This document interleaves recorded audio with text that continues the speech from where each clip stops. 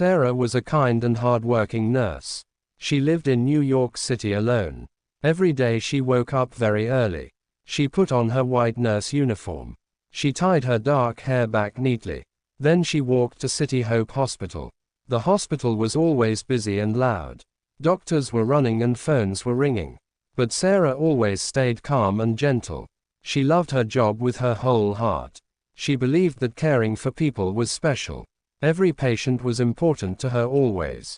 One cold Monday morning everything changed forever. A new patient arrived in room 7. The nurses were all talking about him. He is very rich and very handsome.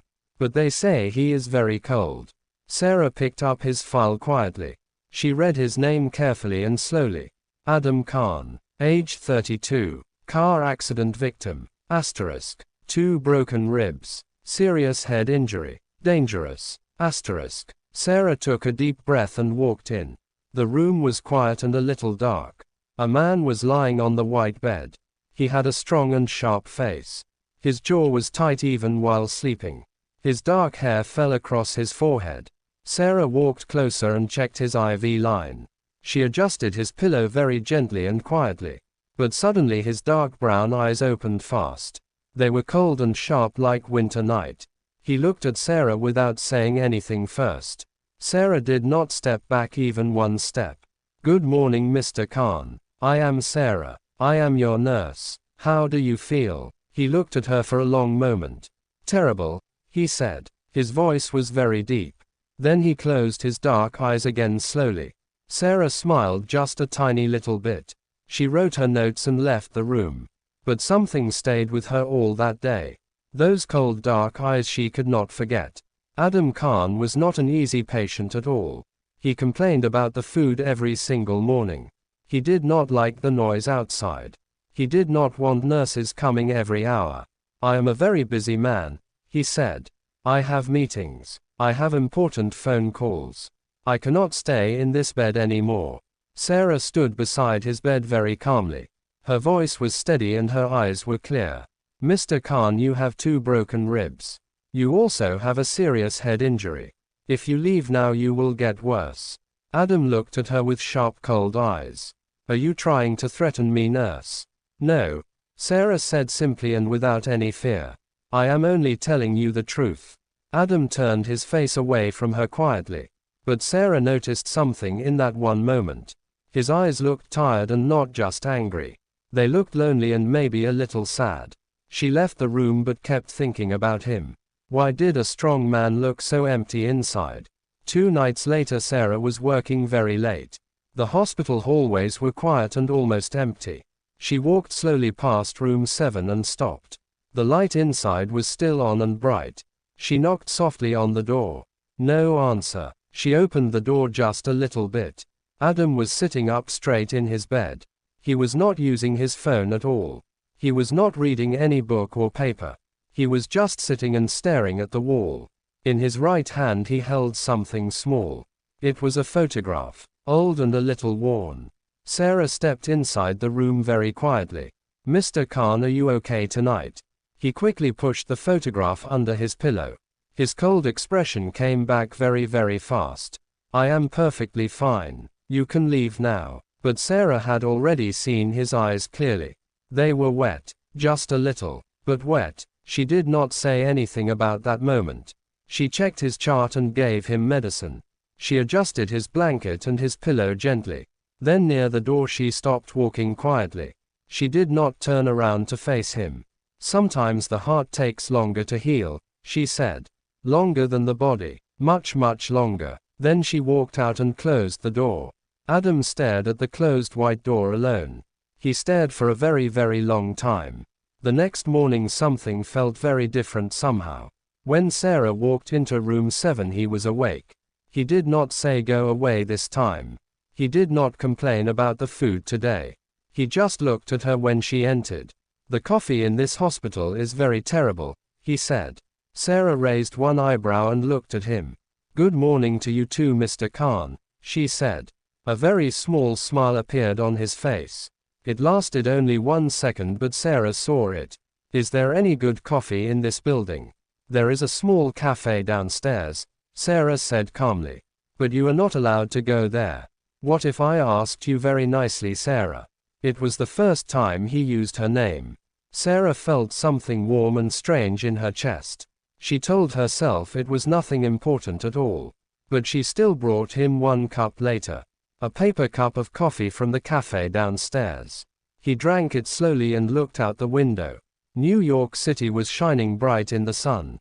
Thank you, Sara, he said very quietly and softly. His voice was different. Not cold. Not sharp. Warm. Sara nodded and walked out without saying much more. But her heart was beating just a little faster. 5 days later, Adam finally talked about real things. Not about business and not about his accident either. He talked about something deep inside his heart. It was a quiet evening with golden sunset light. Sara was sitting beside his bed writing her notes. Adam was looking at the window for a long time. Her name was Layla, he said very suddenly. Sara looked up from her notes immediately and carefully. She was my wife, Adam continued very slowly. She died 2 years ago from heart failure. It was very fast. There was no warning at all. Sara put her pen down on the table quietly. I am so sorry, Adam, she said softly. I was always working, Adam said with a low voice. Always busy. Always in meetings. Always on my phone. I thought I had more time with her. He stopped talking and looked down at his hands. But I did not have more time at all. The room became very quiet and very still then. After she died, I stopped feeling anything inside. I built strong walls around my heart and life. I let nobody come close to me anymore. He looked at Sara with his now softer eyes. But you are very different, Sara, he said quietly. You are not afraid of me like others are. You just walk in and say quiet, true things. And somehow my walls feel a little bit lower. Sara felt her heart beating very fast right then. She picked up her pen with slightly shaking hands. Get some rest now, Mr. Khan, she said steadily. She walked out, but her mind was full of him. The days in the hospital passed quickly and warmly. Adam was getting better slowly every single day. His ribs were healing and his headaches were gone. The doctors were very pleased with his fast progress. But Sara knew his last day was coming soon. She tried very hard not to think about it. She kept herself busy with work and other patients. But every single morning she went to room 7 first. And every single morning Adam was already wide awake. He was always waiting for her to come in. They talked about so many beautiful things together daily. About New York and books and good food always. About his big company and her small quiet family. About her dream of opening a little clinic someday. In a small peaceful town far from the city. You would be very good at that, Adam said. You make every person feel very safe and calm. Sara looked at him with soft and warm eyes. Do I make you feel safe too? She asked. Adam looked at her for a very long moment. Yes, he said. For the first time in 2 years. Sara looked away quickly because her cheeks felt warm. On his very last morning, Sara came one final time. Adam was already dressed and standing near the window quietly. He was wearing a dark suit and looked powerful. He looked like the strong businessman he always was. But his eyes were completely different from before now. They were soft and open and warm and real. So you are finally leaving today, Sara said lightly. I am, he said and looked at her carefully. Will you miss your most difficult patient, Sara? Sara laughed a soft and genuine laugh right then. You were absolutely my most difficult patient, she said. Good, he said with a real and warm smile. I want you to remember me always, Sara. They stood quietly together for one last short moment. Then Adam reached into his jacket pocket slowly and carefully. He took out a small white card and held it. My personal number, he said and held it out. Call me if you ever need anything at all. Or if you want better coffee than downstairs cafe. Sara looked at the card and then took it. Her fingers touched his hand just for 1 second. Goodbye, Mr. Khan, she said with a soft voice. Adam, he said quietly. Please just call me Adam. She smiled the most beautiful smile of that morning. Goodbye, Adam, she said and her voice was gentle. He walked to the door and then stopped suddenly. He turned around and looked at her one last time. Thank you, Sara, for everything, for truly everything. Then he walked out and the room felt very empty. Sara stood alone and looked at the card quietly. Outside the window New York City was loud and busy. But inside her heart everything was very, very still. 3 long weeks passed after Adam left the hospital. Sara did not call him even one single time. She told herself it was not professional at all. She told herself she was far too busy always. She told herself so many different things every night. But every night before sleeping she thought about him. Those warm brown eyes that were once so cold. That quiet voice that said thank you so gently. Then one ordinary evening her phone rang suddenly loud. She looked at the screen. Unknown number calling her. She answered with a calm and steady voice always. Hello, she said quietly into her small phone. The coffee on your hospital ground floor, said a voice.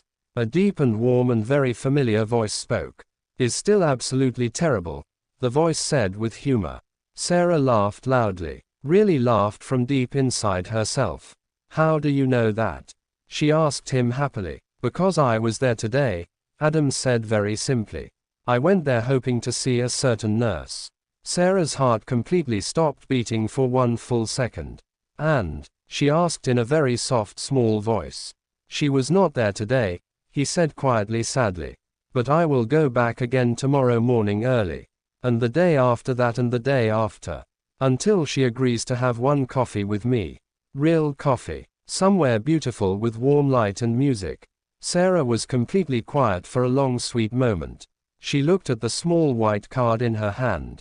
Then she smiled the biggest smile in a long time. She might say yes, Sara said very softly finally. If you ask her very nicely, of course, Adam.